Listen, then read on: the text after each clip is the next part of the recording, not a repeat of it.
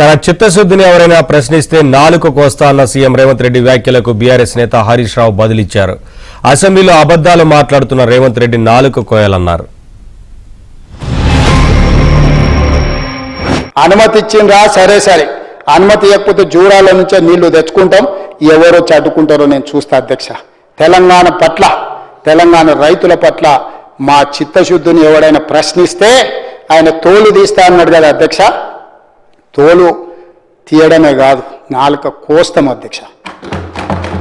ఇంకేదైనా మాట్లాడు, ఇంకేదైనా విమర్శించు, మా చిత్తశుద్ధి, మా నిజాయితీ, మా నిబద్ధత పట్ల అడ్డగోలుగా మాట్లాడితే తోలు తీస్తాను వాళ్ళ నాలుక కోస్తా అధ్యక్ష. నాలుక కొయ్యాలి అన్నాడు. నేను అడుగుతున్న రేవంత్ రెడ్డి, నువ్వు ఇంత అసెంబ్లీలో అబద్ధాలు మాట్లాడి యావత్ శాసనసభ వ్యవస్థను తప్పుదో పట్టించిన నీ నాలుక కొయ్యాలనా, ఎవరి నాలుక కొయ్యాలనో చెప్పు రేవంత్ రెడ్డి అని నేను అడుగుతా ఉన్నా. అసలు నా దృష్టిలో చీమునెత్తురున్నోడైతే, మనిషి అయితే, ఈ రకంగా శాసనసభను తప్పుదో పట్టించి ఇంత ఘోరంగా ఎక్స్పోజ్ అయినోడు చక్కగా రాజ్భవన్ పోయి రాజీనామా చేయాలి. నిండు శాసనసభను తప్పుదో పట్టించినావు పూర్తిగా. అసలు పైన 2 లైన్లు కింద 2 లైన్లు కలిపి చదువుతాడు.